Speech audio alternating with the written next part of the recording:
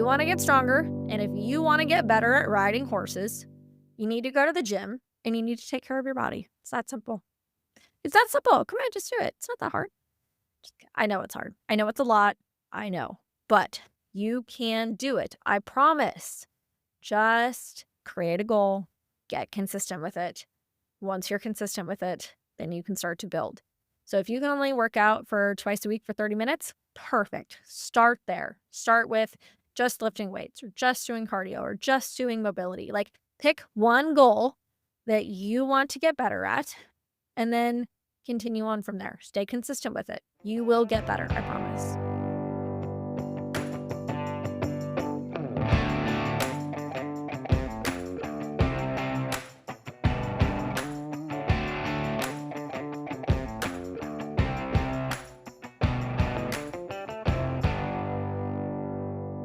Welcome to Elevate Your Ride, the podcast dedicated to elevating your performance in the saddle. I'm Ellie, your personal trainer. And I'm Lauren, your mindset coach. All right, you guys, welcome back to the 4th episode of Becoming a Supple Leopard, written by Dr. Kelly Starrett.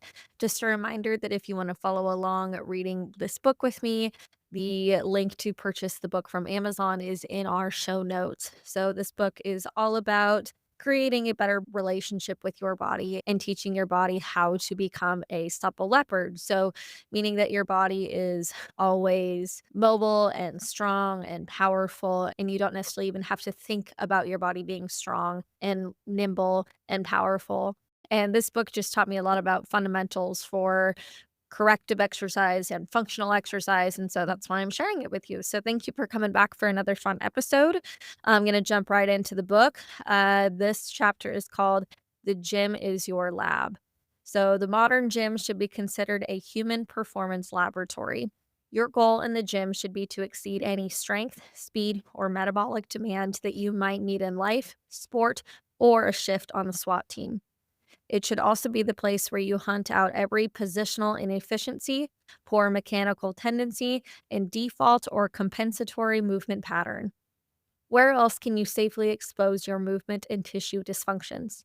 The gym/lab is a controlled environment in which you can safely and systematically layer skill progressions while simultaneously addressing mechanical and range of motion issues.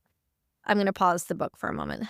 So, what they're talking about here is the gym should be where you're figuring out where your movement dysfunctions are and how you're going to correct them. So, for example, if you have an issue where every time you go to lift your arms up over your head, whether that's lifting a plate up into a cabinet or simply just putting on a shirt, anytime that your arms are stretching up, if you feel like you have limited range of motion through your shoulder, your body is naturally going to arch your back to give your shoulders more range of motion. That is a movement inefficiency. And that means that your core muscles aren't quite strong enough to keep your spine in alignment. It means that your shoulder doesn't have enough overhead range of motion. And that movement inefficiency is going to cause issues all throughout the body, not just through the shoulder. So, for example, if I have a hard time reaching up over my head and I'm constantly arching my back to do that, then I'm constantly putting pressure on my lower back. And so I might have lower back issues for the rest of my life because I have poor range of motion in my shoulder. Or I might cause myself an injury if I'm not strong enough to keep my shoulder in a strong, stable position. And I got to put a heavy box up on a tall shelf, or if I go to lift a saddle into the top rack of a trailer, I might cause myself a shoulder injury. Think about how often shoulder injuries happen in the horse industry all the time. Or if a horse goes to buck with you, you need to be able to pull up, get their head up. And if you don't have strong, stable, mobile shoulders, that's going to be hard for you to do. And then your horse might buck you off. So use the gym as a place to correct your movement inefficiencies. So back to the book. The hallmark of any good strength and conditioning program is twofold: to consistently and routinely challenge both the strength and the fitness components of your constitution, and two, to express motor control under a wide variety of demands and situations, which have transferable application to both sport and life. If the strength and conditioning program continuously challenges your position with the additional stresses of actual load, metabolic demand, speed, and competition, there's little doubt that your conditioned tendency, default motor patterns, and true physical self will be revealed. So basically, what he's talking about here is if you go to the gym and you only ever do the same exercises and you never challenge yourself by adding more weight, adding more reps, adding more sets, using a resistance band, like if you're not changing little things constantly, like I'd say every 2 to 4 weeks, you want to start to kind of play around with those little modalities, then your body is not going to continue to progress. So it can be a little confusing because you want to be doing the same types of exercises, but you want to constantly be adding a little bit more, stressing a little bit more. And that's how you're going to get better because the body is really, really quick at adapting to exercise and getting better at exercise if you're consistent. So if you're consistent and you're constantly getting better, but you're not constantly raising up the bar, then you're going to plateau. Back to another quote from the book. There are great athletes who can buffer their movement dysfunctions, meaning that they can hide their mobility restrictions and poor technique for short periods, but regularly lose effective positioning when they begin to fatigue even a little. I'm going to pause here. So think about when you go to ride, and let's think about a common issue that you have. Maybe you have trouble putting your heels down. Maybe you have trouble keeping even weight in your seat. Maybe you have trouble keeping a strong, tall horsemanship position.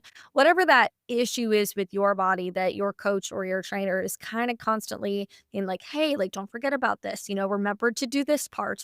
When you start to get tired, it's usually the first thing that kind of goes away.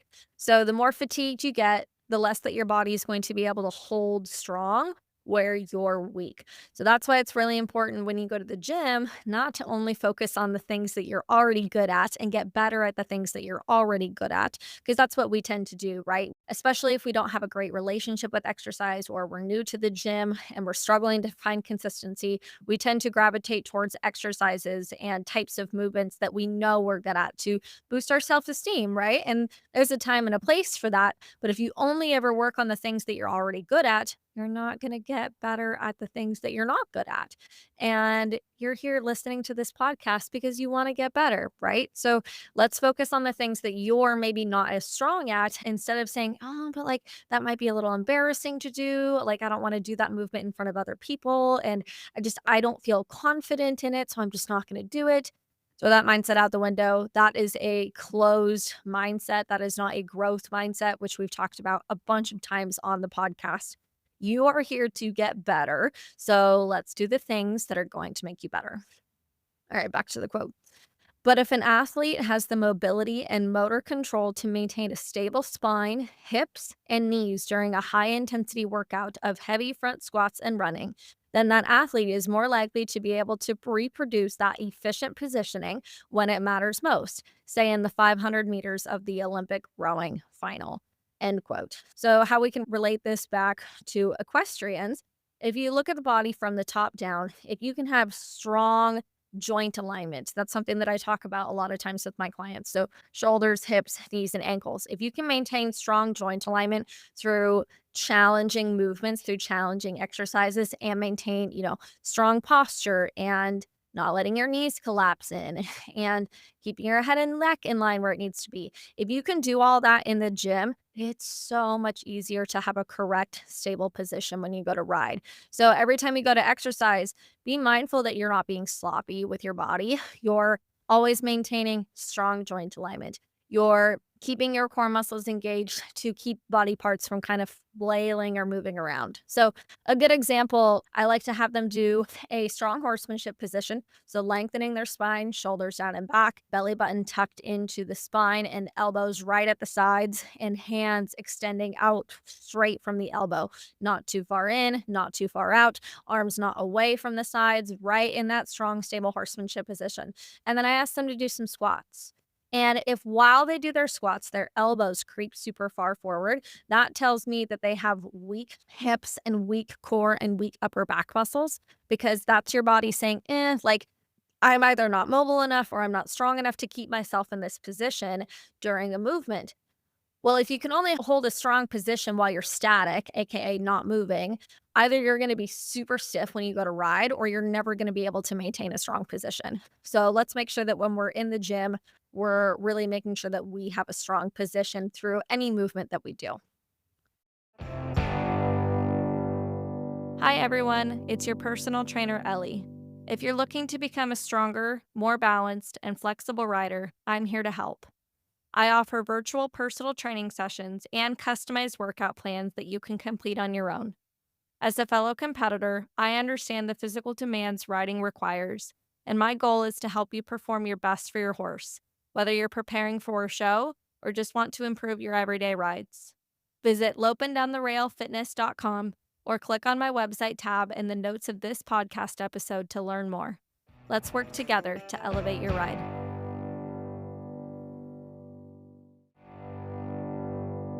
Are you looking for that extra competitive edge, struggling with show pin anxiety, or looking to set and achieve meaningful goals with your horse? Schedule a session with me, Lauren, your dedicated mindset coach. As an experienced competitor, I understand the mental demands required to excel at the highest level, and I'm here to support you in building a plan to help you stay accountable and reaching those goals. For more information, check out laurencervelli.com or click on the website link in our show notes. Let's work together to elevate your ride. All right, back to a quote from the book. To reach your full athletic potential and reduce the risk of injury and pain, you need to prepare yourself physically for the demand of your sport and be your own chief movement and mobility diagnostician.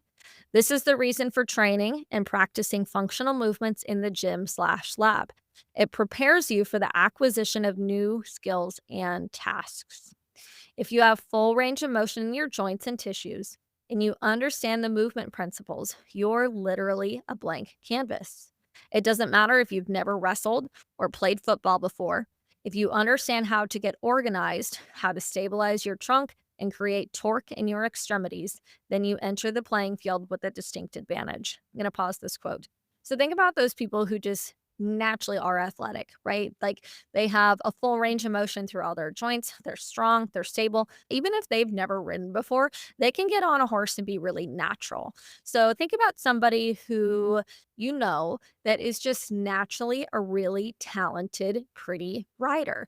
So somebody that I can think of is my co-host Lauren, right? Naturally, Lauren is very pretty, very correct, very strong, very balanced, very stable.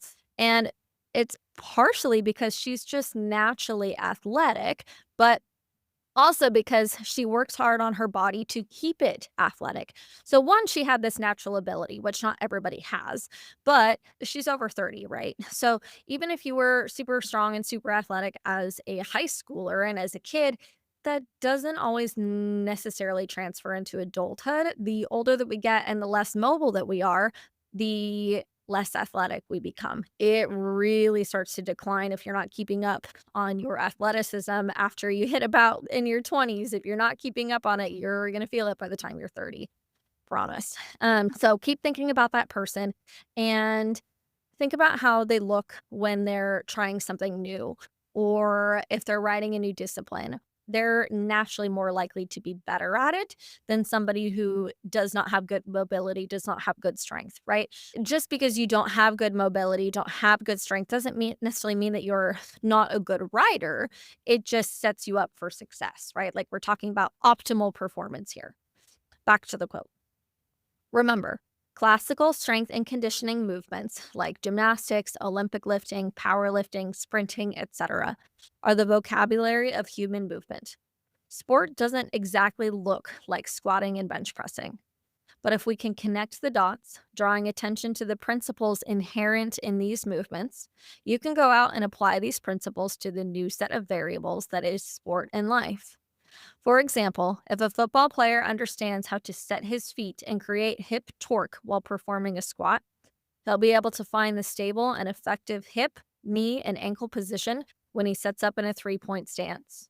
Conversely, if the coach observes that the athlete loses effective knee stability at the bottom of the squat, that pattern will probably present itself as a more vulnerable and less effective knee position during play. Here's another way to think about it. Learning how to move correctly in the gym is like learning how to read and write in school, in that you get a formal education and become fluent. The bad news is that you're going to have to invest some time and learn the basics. The good news is that it's never too late. End quote.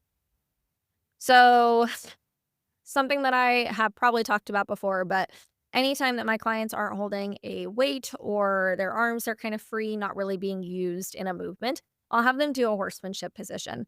And that's because if I can train your body in the gym to maintain a strong, stable horsemanship position, it's going to be so much easier when you go to ride. One, the mind to muscle connection, right? Like it just becomes automatic, something that's easy for you to do. You practice it all the time in different sorts of positions.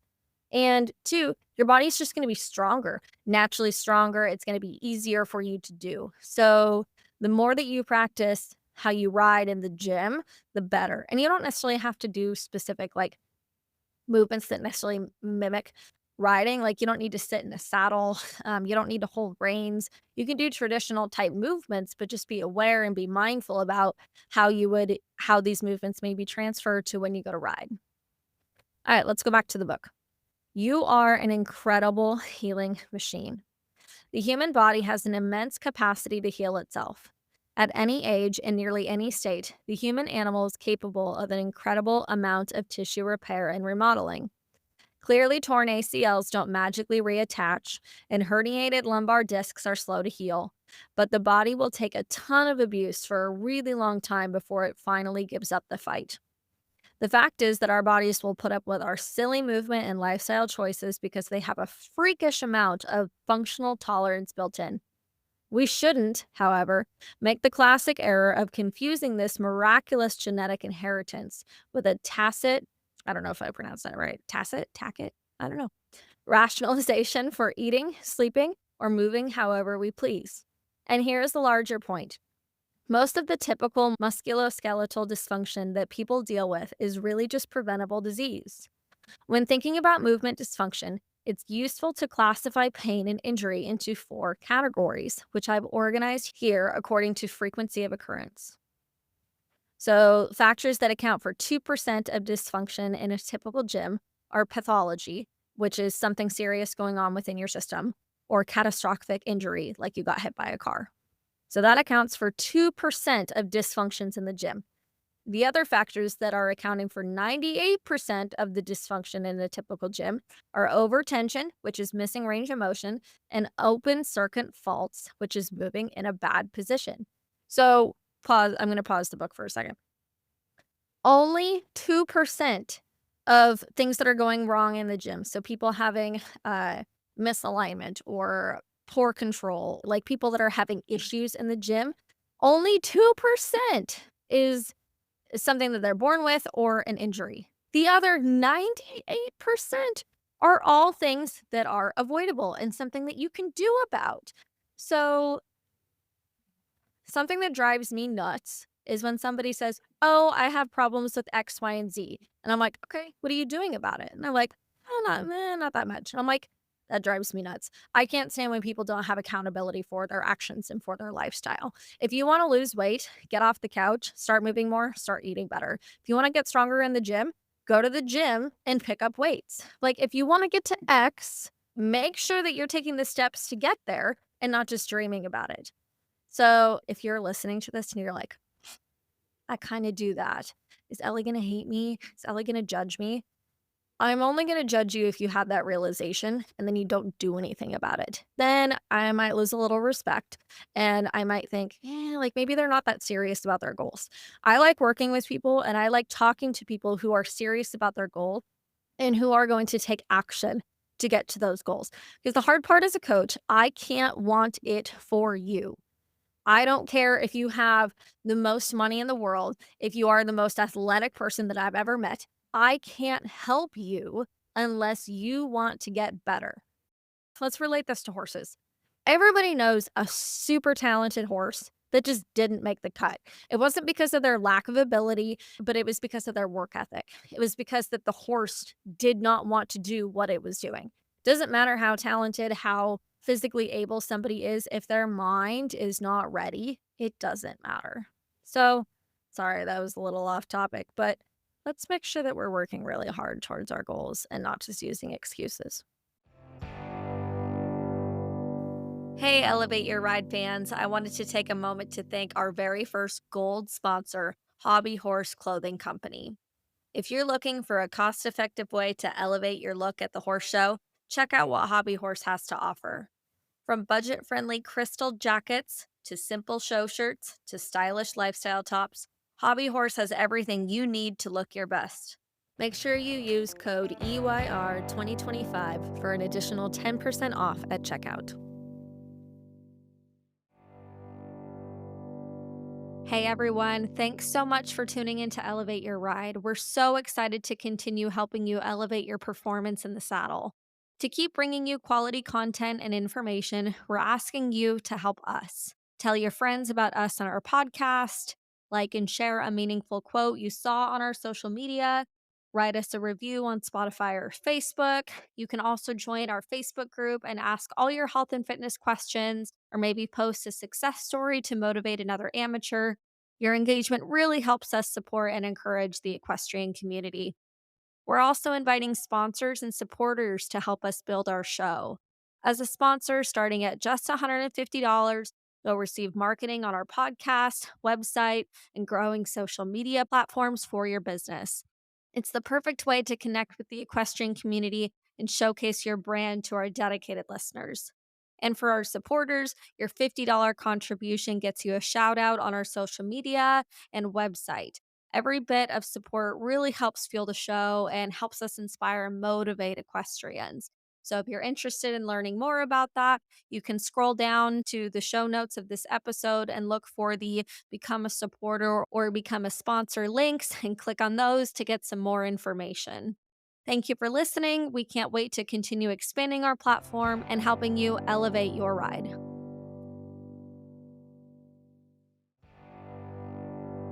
Hey, Elevate Your Ride fans. Are you loving our show and looking for a way to show your support? Check out our line of Elevate Your Ride merchandise. From stylish t shirts to cozy hoodies to journals and hats, we have everything you need to represent your favorite podcast. Ready to gear up? Click on the Buy Our Merchandise Here link in the podcast notes, or head on over to our website, elevateyourride.co, and click on the Store tab. Thank you for your support. Make sure to like, follow, and share our platform with your friends. All right, back to the book. Catastrophic injury. This category includes getting hit by a car, jumping downwind out of an airplane at night and landing on a stump, or having a 300-pound lineman roll into your knee. Catastrophic injury is where modern sports medicine excels. Reconstruction and injury management capabilities are at an all-time high. Bad things are going to happen to people working on their limits in their respective fields. Fortunately, catastrophic injury also falls into the 1% bucket. So, if we have accounted for only 2% of the typical movement dysfunctions we see in the gym, where does the other 98% reside? Simple. It resides within the preventable disease categories of overtension and open circuit faulting. I regularly observe athletes who lack significant ranges of motion. For example, it's not uncommon to see an Olympic medalist missing 50% or more range of motion in their anterior chain system of the hips and quadriceps. Imagine having dinner with a good friend and noticing that he can't bend his elbow past 90 degrees. What's wrong with your elbow, you'd ask. Oh, nothing, he'd say. I just set the bench press world record, but my neck and wrist kill me every time I eat. This example would be silly, except that it's not unusual. In general, though, the problem occurs in less socially crippling joint/tissue systems like the ankle, shoulders, and hips. And don't just think of flexion, which is bending, and extension, which is straightening. Full range of motion has to include the body's rotational capacities as well. Move your hand to your face as if you're going to eat. Is there resistance in this range of motion? There shouldn't be. Your limbs and joints should get stiff near end range of motion and then suddenly stop. They should not be limited in range or be excessively stiff through the full range of motion. Either of these symptoms indicates that your joints or muscles are over tensioned. Put simply, you're missing normal ranges of motion as a result of your tight tissues. In nearly every athlete I evaluate for position and movement compensations or for injured and painful tissues, I find an obvious and significant restriction in the joints or tissues immediately above or below the site of dysfunction. If you have ankle pain, chances are good that your calves are tight and are pulling on your ankles, limiting your range of motion. If you have knee pain, chances are good that your quads, hips, hamstrings, and calves, which are all the musculoskeletal connected to your knee, are brutally tight. It's no mystery why you have pain. You can't get into the correct positions or move with good form because you're missing key ranges of motion. Mitigating an overtensioned system by using mobilization techniques feeds slack to the site, reducing localized joint pain by improving the efficiency of the system. I call this the upstream/slash downstream approach, and you will learn more about it in chapter 6. All right, I'm going to pause for a moment. So, for example, I've got my injury on the left side of my low back. Talked about that a bunch, but I'm starting to get some left knee pain now. And I know it has nothing to do with my knee. It has everything to do with my hip and my back because I compensate when I walk. And it's really frustrating because I don't want to have knee pain at 25 years old. I should not have knee, I've never had a knee injury ever. I should not be having knee pain. So it's driving me nuts. And I know that the only way that I'm going to fix it is if I continue working on the mobility and the strength that I have in my back and that I have in my hips. So I've been really, really working. I mean, I'm always working on that. But since I've been having this knee pain for the last 6 months, I'm extra motivated to fix it.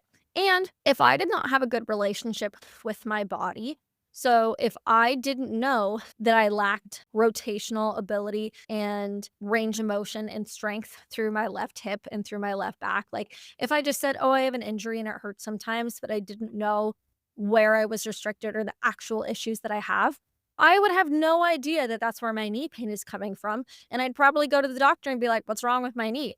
And they'd do a bunch of diagnostic work and probably come up with some bullshit response as to why I'm having knee pain that's not actually correct. So, have a relationship with your body. It makes it so much easier to diagnose your own self. Sorry, another soapbox. All right, back to the book. It's important to note that the traditional thinking of overtension tissues, pairings like tight hamstring causing low back pain, typically lays the lion's share of blame on the short muscles aspect of the system. But it's not that simple. Muscle length is a far more complex phenomenon comprising, among other things, intramuscular stiffness, neurodynamics, motor control, hip and joint mechanics, and even hydration. What ultimately matters, however, is that an overtension system needs to be remedied by addressing position and range of motion restrictions. This is exactly what I will teach you to do in the pages to come. Open circuit faults. This category encompasses most of the serious athletic trauma in the world of strength and conditioning. Injuries like torn ACLs, flexion related herniated discs, torn bicep tendons, labral tears of the hips and shoulders, and torn Achilles tendons belong in this category. Your body is a simple mechanical system composed of wet biological tissues. It operates best when it is able to create ideal, stable positions before it generates freakish outputs of power. Most people are familiar with the maxim that functional movement begins in a wave of contraction from core to sleeve, from trunk to periphery, from axial skeleton to peripheral skeleton. This principle is a good example of the body operating best when all its circuits are closed. So the spine is stable and braced, hips are stable, shoulders are stable, feet straight, etc., before movement is initiated. The problem is that the body is always able to generate force even in poor positions. This is not unlike being able to get away with driving your car with no oil in the engine or with a flat tire. Sure, you can do it temporarily. It just gets expensive. Your body will always default to a secondary or second order system of stabilization with a rounded back, internally rotated shoulders, collapsed knees and ankles, etc. This is what I mean by open circuit and movement compensation. When you compensate into a poor position because you're missing range of motion or lacking motor control, stability, and as an extension, force and power, leak from the system at the open circuit site. So if you're on your back when picking up something off the ground, the bend of your back is the open circuit. If you don't or can't create a stable position from which to generate force, your body will provide one for you. You don't need to address your ankle or hip range of motion. Your body will address it by turning your feet out. You don't need to work on restoring anterior hip range of motion. Your body will overextend at the lumbar spine. So, some open circuit faults include rounded back, shoulders rolled forward, overextended lumbar spine, feet turned out or collapsed arches, head tilted up or down, elbows flared out. I'm going to pause the book for a minute. So, you might be listening to that and be like, crap, I have one or all of those. All right, well, it's time to fix it. If you have a rounded back because you sit at a desk all day with poor posture, then yes, we need to correct it in the gym, but more importantly, you need to correct your posture during your workday. You can't just fix an open circuit fault in the gym. You have to fix that fault from the source. Otherwise, it's never actually going to improve. So somebody might come to me and say, I have poor posture. I need you to fix it. And I'd be like, great, I'm going to give you some chest stretches, some shoulder mobility, some upper back strengthening, and that's going to help.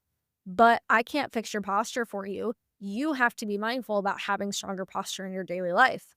And that some people will look at me and kind of give me like a stink face. And I'm like, well, sorry, that's yours. All right, back to the book. Herein lies the problem. We have confused functionality with physiology. Positions that have served us functionally, like jumping and landing with feet like a duck, quickly becomes a liability when speed, load, or fatigue is introduced. Sure, you can lift heavy loads with a rounded back for a long time, but at some point your tissues will fail, resulting in injury. Eventually, those off-label tissues with which you exercised and moved so freely will expire. The implications of this concept are incredible. Most ACL injuries are preventable, especially in children. Most shoulder dislocations are preventable. Most herniated discs are preventable. Remember, your tissues are designed to last 110 years. You just have to know what the stable, tissue-saving, catastrophe-avoiding positions are, and you have to practice them a lot. Not only that, but you have to align the other aspects of your lifestyle. I'm talking about hydration, food quality, sleep, and other factors that wreak havoc on tissue health and compromise athletic performance. End quote. So let's say that you're doing everything that you possibly can in the gym. You have the perfect routine and you are perfectly consistent with it. You lift 3 days a week. You do cardio once a week. You do mobility or some sort of yoga once a week. And then you have a rest day, and then maybe you do a ton of walking too. I would consider that a very, very strong, well-rounded routine that's going to get you far in your horse riding goals. Let's say that you hit that perfectly. You never miss a day. You never get sick. You're never out of town. Nothing ever throws you off. But you drink a lot of alcohol. You eat poor food. You don't take care of your body. You don't listen when it's tired. You just drink caffeine. You don't get enough sleep. You don't drink any water. You are not prioritizing your body. And so your body will not prioritize you. If you want to get stronger and if you want to get better at riding horses, you need to go to the gym and you need to take care of your body. It's that simple. It's that simple. Come on, just do it. It's not that hard. I know it's hard. I know it's a lot. I know. But you can do it. I promise. Just create a goal. Get consistent with it. Once you're consistent with it, then you can start to build. So if you can only work out for twice a week for 30 minutes, perfect. Start there. Start with just lifting weights or just doing cardio or just doing mobility. Like pick one goal that you want to get better at and then continue on from there. Stay consistent with it. You will get better, I promise. Okay, so that's the end for this episode. Next time, we're going to be talking more about the open circuit faults and how you can address them and that sort of stuff. All right. Thank you guys for coming back for another episode. Thank you for listening to Elevate Your Ride. Find us on Instagram and Facebook, all linked in the podcast notes. We'll see you next time.